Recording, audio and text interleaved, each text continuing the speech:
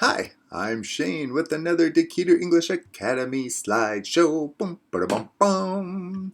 Today, don't confuse these words.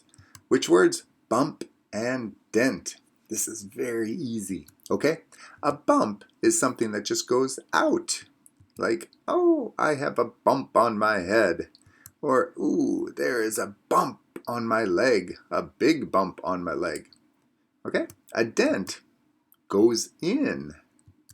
My phone has a dent. That's too bad. Or, there is a dent in my car. Ah, so sad. As a verb, you can use this too. For example, ouch! I bumped my head on the door. Or, a car accident. Hey, come back. What are you doing? Someone dented my car. Oh. Okay, so easy. A bump goes out and a dent goes in. That's all.